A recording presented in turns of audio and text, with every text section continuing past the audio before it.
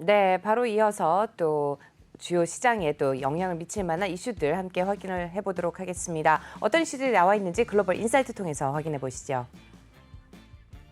네, 첫 번째 소식입니다. 페이스북의 CEO이자 이제는 메타의 CEO인 마크 저커버그가 메타버스의 미래를 추구하면서 이름을 메타로 바꿨는데요. 어쨌든 기존 비즈니스인 페이스북에 의존해서 자본을 창출해야 한다는 소식이 나왔습니다. 메타라는 새로운 회사 이름을 발표한 뒤에 10년에 걸친 전략을 공개한 지 일주일 만에 회사는 사용자에게 더 매력적인 플랫폼을 만들고 틱톡과 같은 다른 소셜미디어 서비스와의 경쟁을 막기 위해서 페이스북에 여러 가지 기능을 추가한다고 밝혔습니다. 관련 내용 함께 확인해 보시죠.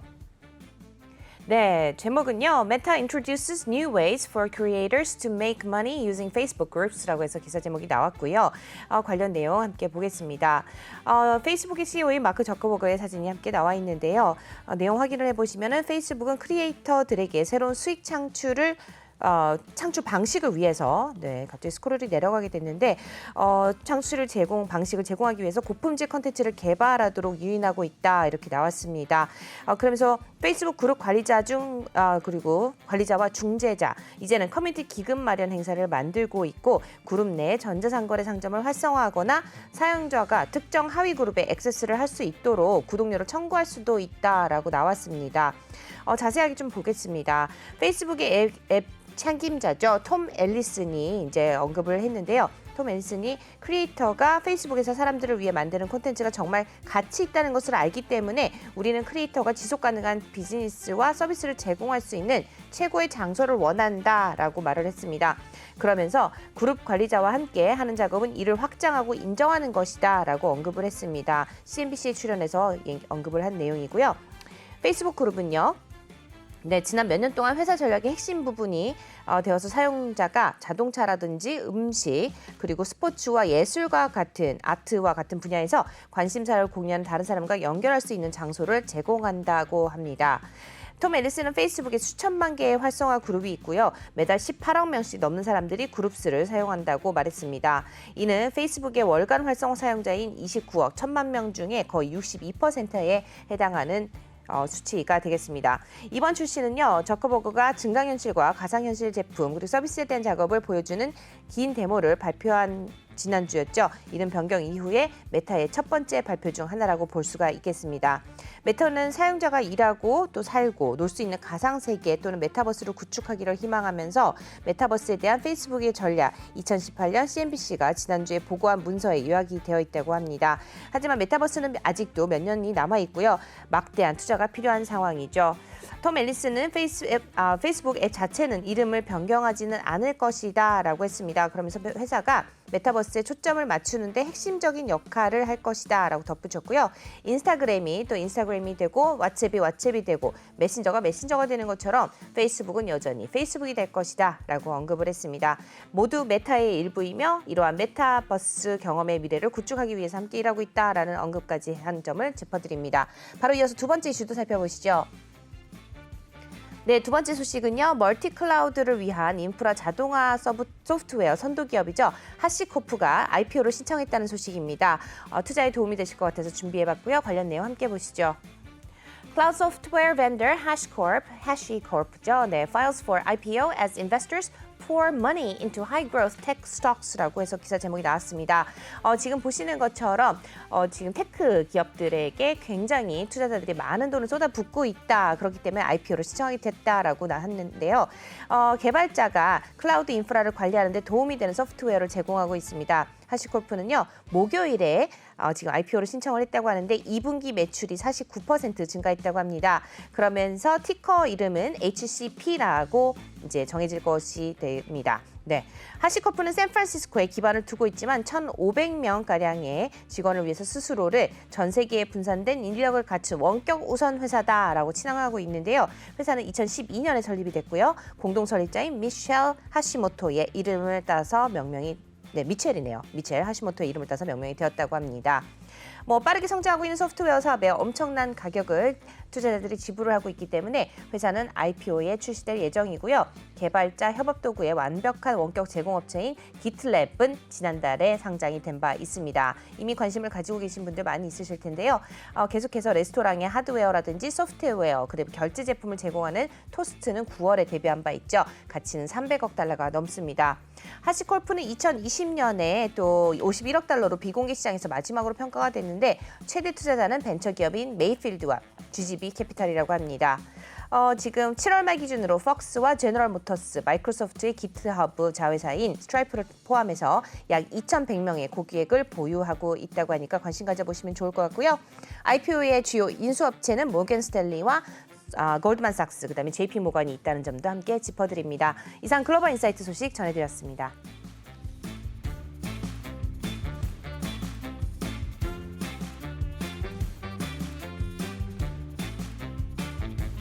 네, 조금 전에 전문가분과 전화 연결을 좀 해봤습니다. 간밤에 나온 뉴욕 증시 흐름과 관련해서 또 다양한 대화도 말씀 나눠보도록 하죠.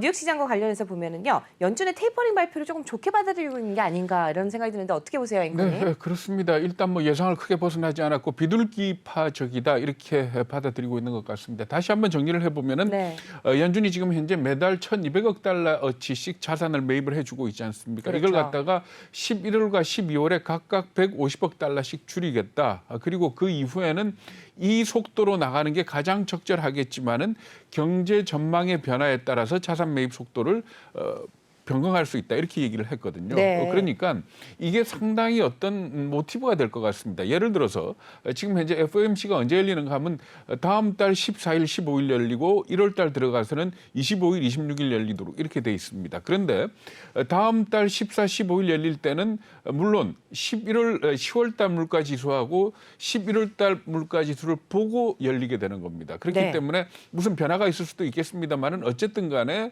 11월과 12월에는 150억 달러씩 줄이겠다라고 얘기를 했으니까 그 부분은 변화가 없을 거 아닙니까? 그렇죠. 그렇다면 결국은 1월 달 FOMC 그러니까 1월 25일, 26일 열리는 FOMC가 중요한데 만약에 지금 제일 걱정하는 건 뭔가 하면은 연말에 소비자 물가가 많이 올라갈 것 같다. 그래 일부에서는 지금 5.4가 아니고 6자까지 볼 수 있는 거 아니냐 이런 얘기까지 나오고 있거든요. 네. 그런가 하면 지금 연말을 앞두고 기업들이 이 쇼핑 시즌에 물건을 갖다가 내놓으면서 가격을 많이 올리고 있는 그런 상황이거든요. 그렇죠. 그러니까 네. 결과적으로 그렇게 된다면은 1월 달에 FOMC를 열었을 때는 상당히 좀 안 좋은 숫자를 가지고 열릴 수도 있다 이렇게 볼 수가 있는 겁니다. 그래서 사실 150억 달러치씩 줄여 나가기 시작하면 6월 달에 끝나도록 이렇게 돼 있는데 속도를 조절하는 게 늦추는 게 아니고 좀 빨라질 수 있지 않겠느냐 하는 이런 쪽의 예상들이 있는 거거든요. 근데 하나 분명한 건 뭔가 하면은 만약에 자산 테이퍼링 속도가 빨라진다면은 금리 인상 시기는 당연히 빨라지겠죠. 네, 그렇겠죠. 그러니까 테이퍼링 속도를 가속화시켜야 될 만큼 경제 상황이 그렇다는 얘기는 금리 인상 시기가 테이퍼링이 끝나면 바로 금리 인상할 수 있는 그런 과정이다 이렇게 보시면 되고 만약에 생각보다 경제가 아주 루즈해지고 힘을 못 쓰고 해서 이 테이퍼링 속도를 갖다가 늦추게 된다면은 그렇다면은 금리 인상 시기는 더 늦어지게 되겠죠.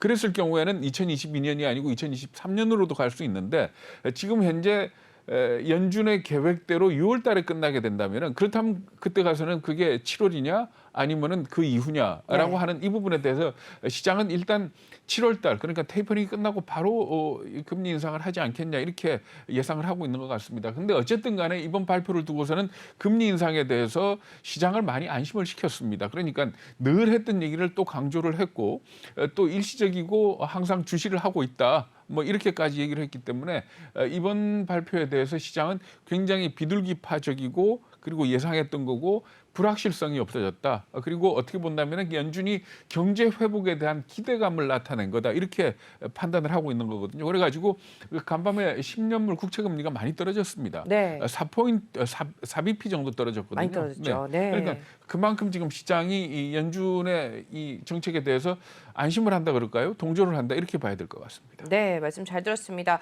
뭐 또 보면은 내일 고용지표 발표가 있는데요. 어떻게 나올 거라고 예상하세요? 네, 일단은 좀 좋게 나올 것 같습니다. 그 앞에서도 박정식 전문가가 얘기를 했습니다만, 그러니까 지난주 신규 실업수당 청구 건수가 26만 9천 건으로 집계가 됐죠. 그러니까 네. 지난주보다도 14,000건이 줄어들었고 시장 예상이 27만 5천 건이었으니까 이것보다도 낮은 수준이었습니다. 지금 현재 근데 사실 신규 실업수당 청구 건수를 놓고 해석은 네. 다르게 할 수 있습니다. 그렇죠. 뭔가 하면은 신규 실업수당 청구 건수가 줄어든다는 얘기는 지금 현재 직장을 다니거나 일을 하다가 일을 그만두는 사람들이 줄어들었다는 얘기 아닙니까? 그렇죠. 이 얘기는 뭔가 하면은 고용주나 기업이 좀 마음에 안 들더라도 데리고 있을 수밖에 없는 그런 상황. 왜 그런가 하면은 새로운 인력을 뽑기가 워낙 어렵다 어렵죠. 보니까 그런 상황이고 네. 이거는 결국 어떤 임금 인상이라든가 하는 다른 쪽하고 연결이 되기 때문에 좀 다르게 보는 게 좋을 것 같습니다. 다만 내일 발표되는 고용 지표, 그러니까 신규 고용 인력이 얼마나 되느냐 이 부분에 관심을 쏟고 있는데 현재 월가에서는 대략 한 50만 명쯤 될 것 같다 이렇게 예상을 하고 있거든요. 근데 지난달 같은 경우에는 50만 건 정도 될 거다라고 예상을 했는데 뚜껑을 열어봤더니 19만 4천 명이었거든요. 네. 이래가지고 실망을 했습니다. 다만은 이번에는 아마 이 50만 건을 상회하지 않겠냐. 만약에 50만 건보다 훨씬 많아진다면은 연준의 테이퍼링이 더 속도를 더하는 네. 그런 어떤 계기가 될 수도 있다. 이렇게 봐야 될 것 같습니다. 네, 고용 지표에 대한 말씀까지 좀 들어봤습니다. 지금 나타내고 있는 인플레이션을 두고 여러 가지 해석이 나오고 있는 가운데 블룸버그가 웩플레이션이라는 단어 썼죠? 네, 웩이라는 단어 잘 아시죠? 네. 뭐 때리다 후려치다 뭐 이런 얘기인데 아웃 오브 웩 그러면은 제대로 돌아가지 않는다 뭐 그런 뜻이고 그렇죠. 그래서 이 웩이라는 게 어떻게 받아들이면 되는가 하면은 경제가 지금 한 대 얻어맞고 네. 정신을 못 차리는 그런 인플레이션이다 이렇게 해석을 하시면 될 것 같습니다. 네. 왜 그런가 하면 왜 블룸버그가 이런 신조어를 소개를 했는가 하면 지금 현재 인플레이션 상황을 놓고 이걸 갖다가 70년대 그레이트 인플레이션 그러니까 네. 무슨 초인플레이션을 얘기하기에는 어울리지 않고 그렇다고 스태그플레이션을 많이 얘기를 하지만은 과연 지금이 경기 침체냐 그러게요. 하는 부분에 대해서도 정의의 차이가 있을 수 있거든요. 네네. 그래가지고 사용한 단어가 웩플레이션이라는 건데 웩하고 네. 인플레이션을 합쳐서 어떤 의미로 받아들이시면 되는가 하면은 경제가 한 대 얻어맞고 가라앉아 있었던 겁니다. 네. 그러고 난 뒤에 다시 움직이기 시작하는 과정에서 이게 모든 게 이빨이 잘 안 맞고 이렇게 좀 덜컹덜컹거린다 이렇게 보시면 될 것 같습니다. 그래서 뭐를 갖다가 빗대서 설명을 했는가 하면은 채찍 효과. 채찍이라는 게 우리가 보통 팽팽한 실은 한쪽 끝을 튕기면 반대쪽 편이 그렇게 많이 뭐 비슷한 수준으로 움직이지 않습니까? 그렇죠. 채찍은 근데 조금만 움직여도 채찍 끝은 굉장히 크게 움직이죠. 그럼요. 그러니까 지금 현재 경제 상황이라는 게 조그만 수요의 변화, 어떤 공급선의 변화에 경제가 크게 예민하게. 반응을 하는 그런 상황이다. 이렇게 얘기를 하고 있는 겁니다. 그렇기 때문에 이게 지금 현재 이 블룸버그가 얘기를 하면서 뭐라 그랬는가 하면 안정될 수 있다. 이게 지금 현재 우리가 이 원자재 가격을 보더라도 철광석 같은 경우에 많이 떨어졌지 않습니까? 이런 식으로 경제가 정상적인 어떤 과정을 찾아가게 되면은 지금 현재 이 인플레이션이 좀 잦아들 수 있는 그런 현상이다. 이렇게 보시면 될 것 같습니다. 철광석뿐만이 아니고 물론 중국의 전력난에 따른 그런 문제도 있지만은 다른 금속 같은 원자재 가격도 지금 많이 좀 떨어지고 있고요. 그리고 또 목재 가격이라든지 하는 이 부분도 지금 하락을 하고 있거든요. 네. 그렇기 때문에 지금 현재 이 인플레이션 자체를 갖다가 어떤 구조적인 문제로 볼 게 아니고 일시적인 현상이 아니냐 이렇게 판단을 할 수 있을 것 같습니다. 네, 참 표현을 참 잘 쓴 것 같습니다. 웩플레이션에 대한 또 영어까지 또 설명을 해주셨고요. 이번에는 좀 헝다 얘기를 좀 해봐야 될 것 같습니다. 우리 좀 중국적으로 넘어가 볼 텐데요. 자산 매각이 순조롭지 않잖아요. 네, 그렇습니다. 네. 그래가지고 그 헝다가 얼마 전에 그 얘기했죠. 부동산 사업 부분을 갖다 축소를 하고 10년 뒤에는 헝다가 전기차 기업으로 일어설 거다. 네, 전기차 기업을 그랬어요. 전기차를 주력으로 할 거다 이렇게 발표를 했는데 어제 블룸버그가 보도를 했습니다. 내용이 뭔가 하면은 헝다 계열사 중에 전기차 계열사인데 네. 어떤 기업이 있는가 하면 프로틴 일렉트릭이라는 그런 회사입니다. 이걸 갖다가 2019년에 헝다가 영국의 스타트업이었는데 네. 이걸 685억 원에 인수를 했습니다. 어떤 기술을 갖고 있는가 하면은 인휠 모터라 그러죠. 그러니까 전기차는 이 엔진 대신에 모터를 사용을 하는데 휠 안에 집어넣어서 모터를 구동을 시키는 그런 방식이거든요. 네. 그래서 그 기술을 가지고 있는 기업이고 이 기업이 한 200개 넘는 특허를 갖고 있다 그럽니다. 그런데 이걸 갖다가 영국 기업인 베데오에다가 매각하기로 했다. 하고 블룸버그가 보도를 했을 때는 아마 빠르면은 4일 그러니까 어저께 공식적으로 발표가 나올 거다 했는데 발표 나오진 아직은 않았습니다. 근데 지금 흥다가 결국은 말하자면 전기차 기업으로 주력을 바꾸겠다 해놓고 아주 중요한 전기차 기업을 이 계열사를 갖다가 다시 매각을 해버리는 거 아닙니까? 이거는 결국 그만큼 지금 흥다가 뭔가 빚을 갚기 위해 가지고 혼신의 힘을 다하고 있다. 그러니까 뭐 이 아버지 두루마기까지 갖다 파는 그런 상황이다. 이렇게 보시면 될 것 같은데 지금 현재 흥다가 얼마 전에 홍콩에 있는 본사 건물을 2조 원에 매각하려다가 실패를 했고 그리고 또 흥다 무릎 지분을 3조 원에 매각을 하려던 이것 자체도 또 보류가 됐지 않습니까? 그렇죠. 어쨌든 간에 지금 현재 이 디폴트를 안 내기 위해서 굉장히 노력을 하고 있는 건 사실인 것 같습니다만은 이런 정도의 자산 매각으로 과연 디폴트 위험을 벗어날 수 있을지 결국은 부동산이 정상화되는 것 이외에는 다른 방법이 없는 것 아니냐라는 그런 지적들이 나오고 있습니다. 안녕하세요. 내외경제TV의 장유진입니다. 저희 내외경제TV의 다양한 콘텐츠 잘 보고 계신가요? 더 많은 영상과 콘텐츠를 원하신다면 화면 왼쪽에 있는 버튼을 누르셔서 저희 내외경제TV를 구독해주세요. 저희 다시 보기 채널도 있으니까요. 많은 관심 부탁드립니다. 안녕!